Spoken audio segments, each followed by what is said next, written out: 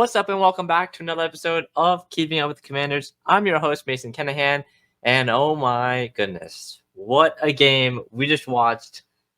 The Washington Commanders just blew the Arizona Cardinals out of the water, out of their own stadium. 42-14, the final score, 42-14. When was the last time something like this happened for Washington? 42 points, first of all, in a football game for the Washington Commanders. Are we serious? Like the miracles that Kliff Kingsbury has worked on this offense, the change from last year to this year. We were struggling to put up 20 points on offense last year. We needed a defensive touchdown to put up 20 points sometimes last year. 42 in week 4, following up a 38 performance on primetime. Kliff comes out here against his former team, the team that he coached and was the head coach of for 4 or 5 years, not even that long ago. The team that fired him from that head coaching position. He comes back into that stadium, puts up 42 points for the Washington Commanders with Jayden Daniels. It was a spectacular performance. Spectacular performance offensively, defensively as well. Let's just jump right into it with QB1, because QB1 had another amazing performance today. 26 of 30. 26 of 30. This is his 4th game in the NFL, and this guy's 26 of 30. 233 yards, a touchdown. He threw a pick. We'll get into that. 8 rushes, 47 yards, and a rushing touchdown as well. A spectacular performance from Jayden Daniels. He had that one play where he overthrew his receiver just slightly for an interception. But beyond that, it was pretty much perfect the entire game. 0.47 EPA per play for Mr. Jayden Daniels, which it's in context, that's very high. Okay, guys, that's very high. All right, so that's like 80th percentile probably or something like that. So it is very high. It is a very high. So Jayden Daniels, like I mentioned, a spectacular performance from beginning to end, minus one throw. It was perfection. It was almost perfection. Jayden Daniels in the last 2 games, 6 incompletions, 4 today, 2 last week, 5 touchdowns. 6 incompletions, 5 touchdowns for Jayden Daniels. I mean, this is his 3rd and his 4th game, guys. Last week, Monday Night Football in Cincinnati. This week in Arizona against a team that, I mean, might not have the best defense, but still has a very explosive offense that could put some pressure on you to score points. And from right out of the gate, this offense just picked up right where it went off, right where it left off last week. They scored a touchdown on their first possession. They scored a touchdown on their second possession. The streak ended when Daniels threw his one interception, his one bad throw of the night, where it was kind of like a route up the seam. I believe it was Terry who was running it, and Daniels kind of just threw it slightly behind him and then slightly too high. It was a great interception as well from, I believe it was Garrett Williams out of Syracuse, I want to say, who picked that one off. So it was a great play, great heads-up play by Garrett Williams as well. So it was a pretty tough interception. It wasn't like he just misread something and mentally he made a mistake.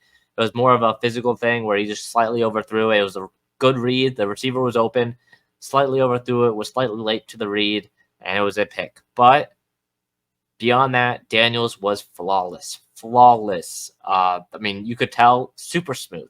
Every throw he made, every decision he made, he just plays the game having so much fun and with a smile on his face. Right off the interception, he comes in and takes his team down for another scoring drive to pick up a field goal right before halftime to make it a 10-point lead at halftime. And then in that second half, just lit it all up. It was going crazy for Jayden Daniels. It was crazy. Not a single sack. We'll get into that later. 96.3 passer rating as well for Jayden, or QBR, I believe, for passer rating. Yeah, for Jayden Daniels. So it was a beautiful game from him. Some other notes I had, his release is just so quick. Now, I've mentioned this before on previous podcasts. I've even mentioned this when I broke down both him and Drake May last spring.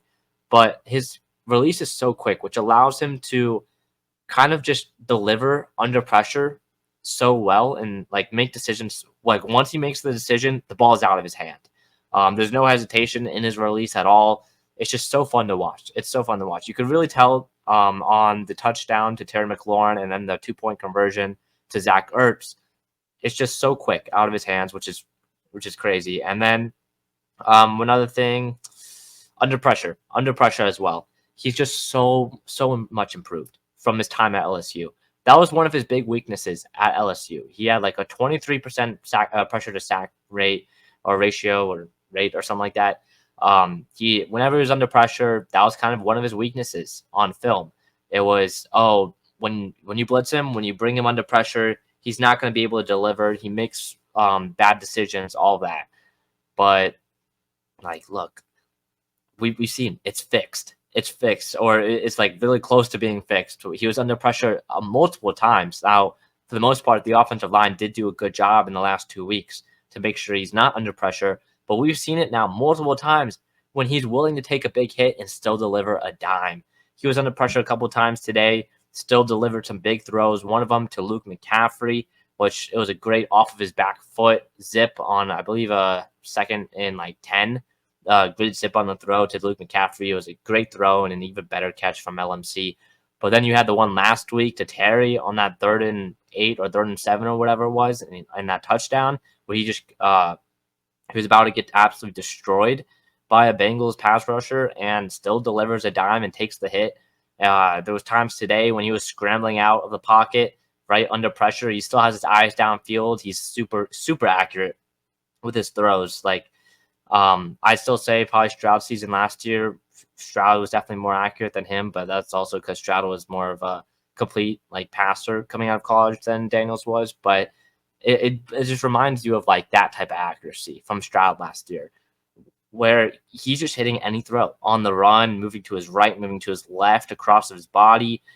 He's knocking down every throw right now. And beyond that one throw, the interception, it's almost perfect. It is almost perfect. As I don't know if you guys can hear it, but the ice cream truck for some reason is showing up to my dorm at 8 p.m. at night. Not really sure what that's about, but it is almost perfect for Jayden Daniels through these last 2 weeks. And you have seen so much improvement. I talked about it on Rio's podcast last week, I think. You've seen so much improvement from Jayden from week 1 to week 2 to week 3 to this week. Like, he might not be going up against the best defenses. The Bengals and the Cardinals aren't the best defenses in the league, but he is delivering. You could tell mentally he knows where to go. And even when something is not there, he's getting to his 2nd, his 3rd, his 4th read.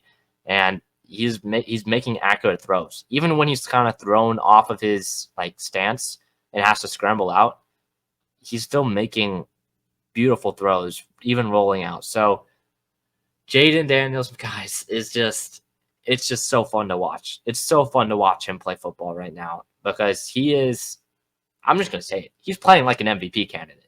I know he's only played 4 games in his career, but he's playing like an MVP candidate right now.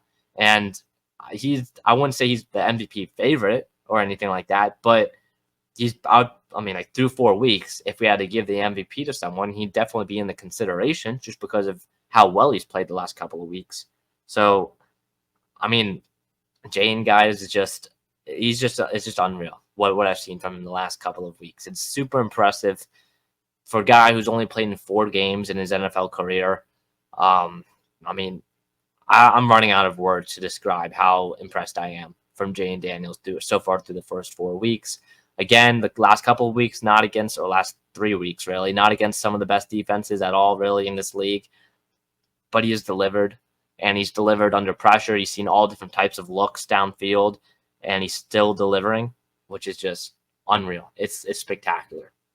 Moving on to the offense now. Kliff Kingsbury, guys, what a hire! What a hire! Kliff Kingsbury. I was skeptical of him when he was first hired. I was kind of worried that, like, the early season success, is it going to wear off? And again, we are only 4 weeks into the season, so maybe it will wear off at some point. But through 4 weeks, Kliff Kingsbury has cooked up the #1 offense in the NFL, without a doubt. I don't think there's an offense right now that's been more consistent than Washington's the last 3 weeks. I don't think there's an offense right now that is putting up these numbers. Maybe Buffalo, but that's also because you have a superhuman at quarterback, right? But Kliff Kingsbury's offense with a rookie quarterback is just spectacular. It is spectacular. Some stats from today's game.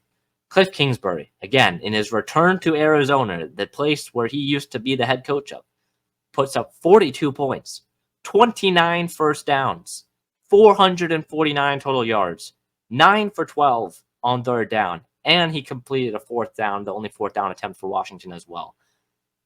Kliff came to Arizona. He woke up feeling dangerous, right? He woke up feeling dangerous, and he delivered on pretty much every single drive. Now, the streak for Washington, 16 straight scoring drives dating back to week 2 of the, week 1, I think, of the NFL season. It ended when Jayden Daniels threw his pick, and then the team comes out on offense, and it's a 3-and-out. You got to punt it away. But after that, after the interception and the punt, Kliff Kingsbury in this offense, again, they started off touchdown, then interception, punt. Then you go field goal, touchdown, field goal, touchdown, touchdown. The Commanders have scored still, even with the interception and punt, on 20 of their last 22 drives. They have scored on 20 of their last 22 drives. That is insane. That is insane. What Kliff Kingsbury is doing with this offense, not sure if it's entirely sustainable, right? Because, again, you just have to look at his history, and with this offense in the past, it has died off after about 7 or 8 weeks, 2 months into the year.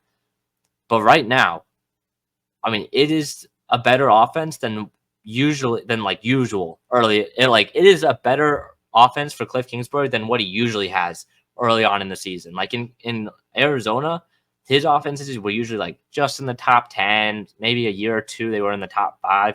No, this Washington offense is number one. Number one. They've got the number one rushing offense. They ran for over 200 yards today. 200 yards. They passed for over 200 yards today as well. This is the number one offense right now in the entire league. And Kliff Kingsbury is calling these plays, and the chemistry between Kliff and Jayden, they're so in tune.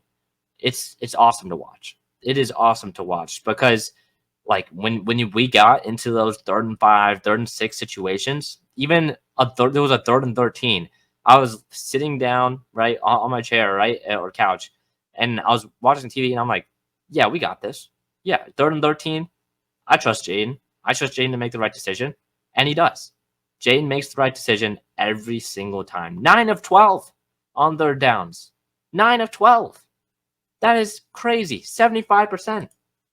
Arizona, on the other hand, we'll get to the defense, but Arizona was, 4 of 11 on 3rd downs. This offense right now is just on a completely another level compared to any other team in the league. It is so fun to watch. So fun to watch what Kliff Kingsbury is doing. Some other notes. Shout out Jeremy McNichols. All right. A guy who I thought didn't deserve a roster spot. I was wrong. I had Michael Wiley on my final roster over a guy like McNichols just because Wiley played well and brought some explosiveness in the run game during the preseason. But man, Jeremy McNichols goes out there and competes on every single play, whether it be running the ball, right? He had a 27-yard rushing touchdown today. He had 2 touchdowns. It was a Jeremy McNichols breakout game. Let me find his final stat line. Yeah, 8 carries, 68 yards for McNichols. 8.5 yards per carry for Jeremy today. 2 touchdowns. Anytime he got the ball, he was picking up 6, 7, 8 yards, right? And even on the 3rd downs, he was he was doing an incredible job in pass block as well. It was awesome to watch from Jeremy McNichols. We saw it last week towards the end of the game when Austin Ekeler got hurt. McNichols came in. He delivered an incredible block in pass pro to help Jayden Daniels on that 3rd down when he threw the dime to Terry. But then today, we saw what he could do in the run game. He broke a couple out to the outside. He cut some back, and it was so fun to watch. Brian Robinson over 100 yards and a touchdown as well. His 2nd straight game over 100 yards for him. Awesome game from him. I already mentioned Jayden Daniels had 47. 37 carries for this team, 216 yards and 4 touchdowns on the ground. Best rushing offense in the league right now, without a doubt. So, shout out Jeremy McNichols. Proved me wrong, proved a lot of guys wrong today, because this guy is a playmaker. The breakout game for him today. And if Austin Ekeler, if he's out for multiple weeks with his concussion, I'm not worried, because McNichols brings a lot of what Austin Ekeler brings to the run game with his skill set. Plus, he might be our best pass blocker or pass pro guy at the running back position. So good stuff from him. Also, another reason why this offense succeeded today, shout out the offensive line. All right. The entire offensive line, they got it done. Only, I believe, 6 pressures allowed, according to PFF, from that offensive line tonight. They gave Jayden time in the pocket, and Jayden delivered. And even when things weren't working well downfield and Jayden had to scramble out, even when the offensive line did allow a pressure, again, Jayden Daniels is just so good, so composed that even when he's rolling out, you see the difference from last year at LSU to this year out in Washington. The difference where he's keeping his eyes downfield, something we did not see him do, even in like week 1 against Tampa. We didn't see him keep his eyes downfield. Now, these last 2 weeks, we're seeing him keep his eyes downfield, and it just expands the entire field for that defense, the opposing defense, because not only do they have to worry about Jayden Daniels rolling out of the pocket and running and making a play, they now have to worry about Jayden Daniels' incredible accuracy throwing on the run downfield, because we saw 3 or 4 times tonight where he rolled out of the pocket, delivered a dime to whether it be Noah Brown or Lamidi Zaccheaus. He was delivering pass after pass onto his whatever 26 out of 30 is. Is that what? I don't know. Whatever percentage 26 out of 30 is, I think that's 83%, I want to say, tonight. 83% from Jayden Daniels, or 84 maybe. So, I mean, incredible. An incredible performance from this offense. Some other things, more about the passing game now. 5 different receivers had 3 catches. 5 different receivers had 3 catches. Lamidi Zaccheaus, 6 catches. Terry, 7 for Terry. Noah Brown had 3. Zach Ertz had 3. Brian Robinson had 3. 5 different receivers had 3 catches. 10 receivers. 9. 9 receivers. I miscounted.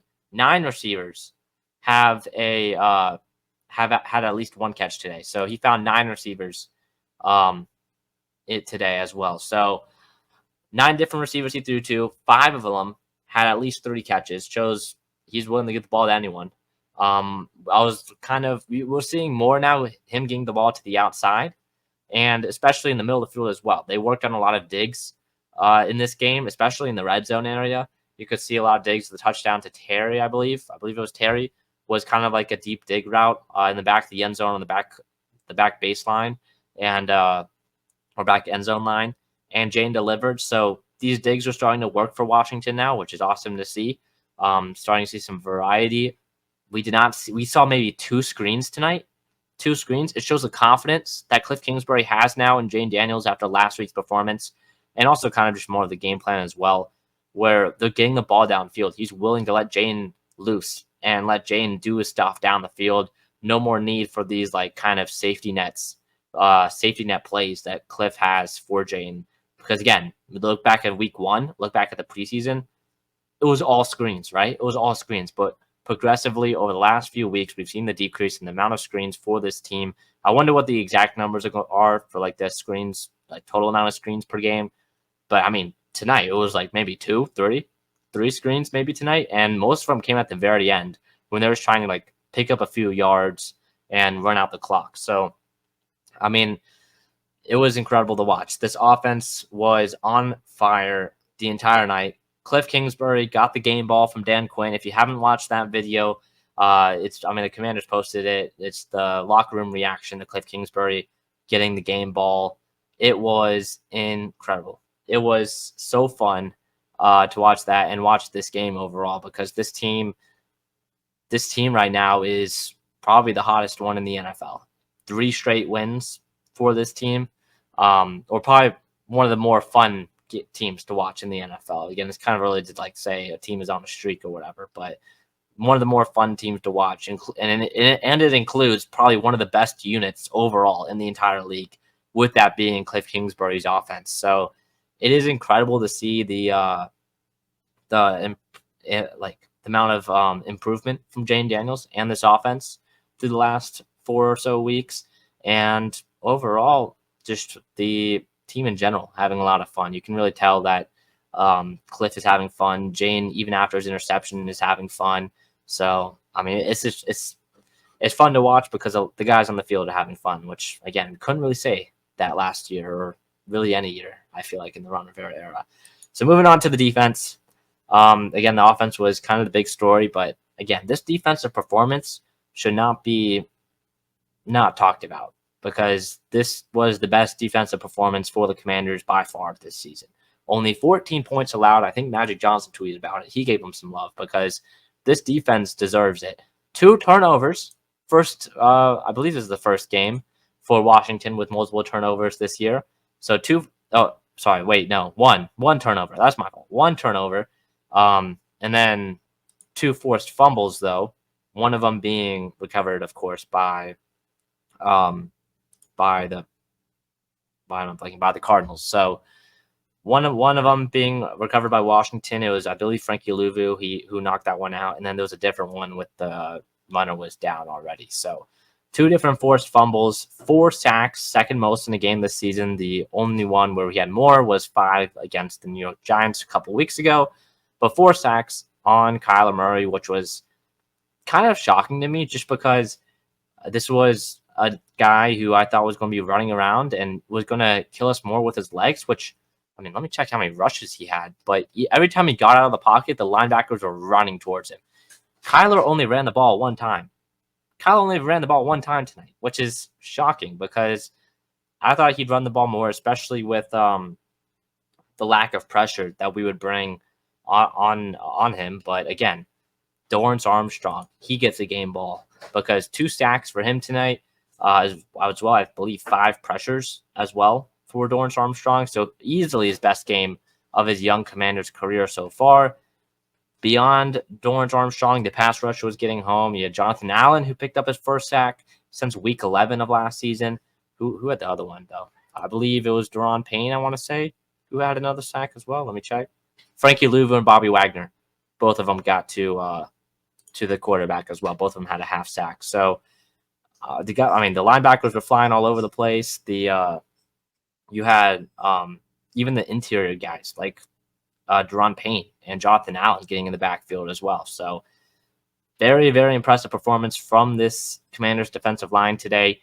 It definitely helped relieve the pressure on the secondary because you had Emmanuel Forbes back, and maybe that was the difference. Maybe Emmanuel Forbes was the difference because he had a nice pass breakup against, I don't know who it was. I believe it was Michael Wilson.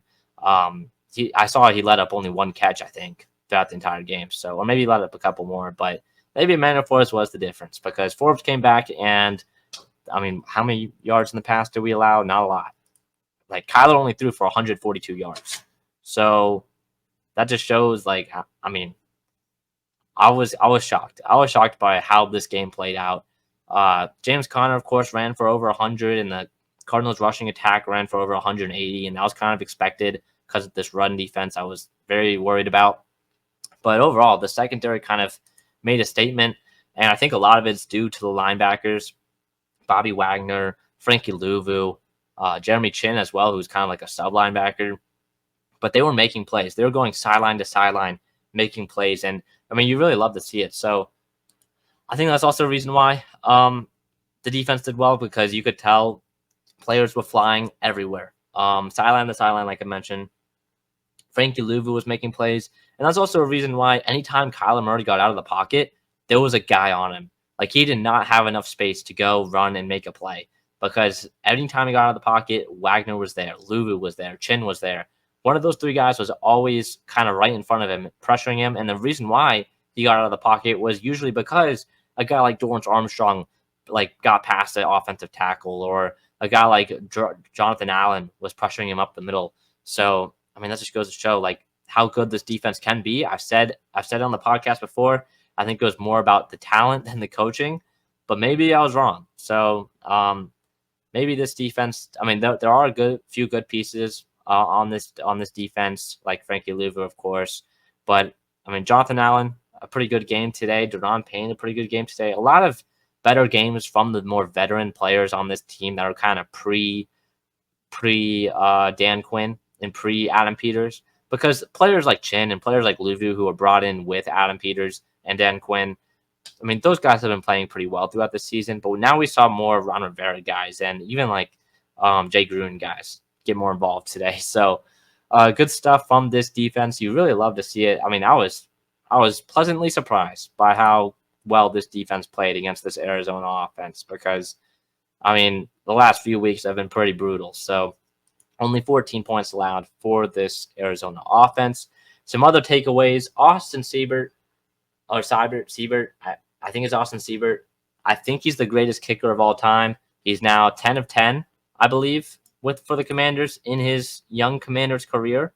2 of 2 today, a longest of 45, and all 4 of 4 on extra points as well. Let me get the official numbers so far. He is 8 of 8 on his field goals, and 4 of 4 on. Oh wait, no, hold on, that's probably not updated. Okay, he's probably 10 of 10 on field goals, and then 9 of 9 on extra points made as well. So, I mean, it took us 5 chances, but we actually got a kicker now, which is pretty cool. Love to see that. He even made an extra point that was pushed back because of a stupid ref call. Like, refs, why are we calling unnecessary roughness or not unnecessary roughness, unsportsmanlike conduct for the bow and arrow celebration now? That's new. I did not realize. I mean, I didn't see an NFL memo saying you can't do the bow and arrow celebration now, because this is not the first time it's been called so far this year for Washington. So, yeah, not well, I guess for Washington, yeah, but for the league, I've seen it been called twice now, or this is probably the third time I've seen the bow and arrow celebration called for unsportsmanlike conduct. So, a little interesting there. Don't really know what the entire my thought process is for calling unsportsmanlike conduct for that, but anyways, pretty good. The Olamide Zaccheaus one, where I think he threw the ball at an opposing player, that makes sense. But the bow and arrow celebration after scoring a touchdown, and he wasn't even aiming it at anyone, I don't really know why we're calling taunting or unsportsmanlike conduct there. So those are my other things. What else? Jim Schwartz next week. The Browns and Jim Schwartz next week for Washington. That'll be a pretty tough one. Going up against Myles Garrett. We'll see how this offensive line does against probably one of the better defensive lines that they'll face. I mean, they've played the Giants defensive line and the Bucs defensive line, but definitely a better defensive line than what the Cardinals had this week and what the Bengals had last week. So it'll be a better defense going up against for Jayden Daniels, and of course it's Jim Schwartz, one of the best defensive coordinators in the league. We'll see what happens there. But with that being said, the Washington Commanders remain in first place of the NFC East through 4 weeks at 3-1, a clear one-game lead. One-game lead on the rest of the division. We look at the rest of the division. 2 teams at hold on, let me pull it up. 2 teams at 2-2, I believe. Hold on. Yeah, Washington's at 3-1. Dallas and Philly are at 2-2, and then the Giants were 1-3. So Washington, the only team I like to mention, the only team in the division with a positive point differential. Did not realize that. Washington is plus 19, Dallas is minus 7, Philly's minus 10, and New York is minus 24. So that's also something else. Pretty surprising. So yeah, 121 points so far scored this season. That's a lot of points. But yeah, that'll be it for this week's episode, or today's episode of Keeping Up with the Commanders. Next episode will be out on Friday, previewing the Cleveland game. Let me make sure. I'm pretty sure. But yeah, previewing the Cleveland game next week. The Washington Commanders guys are 3-1. Jayden Daniels seems to be the guy. It's a great time to be a Commanders fan. All right, great time to be a Commanders fan. That'll be it for this week's episode of Keeping Up with the Commanders. See you guys next one. Peace.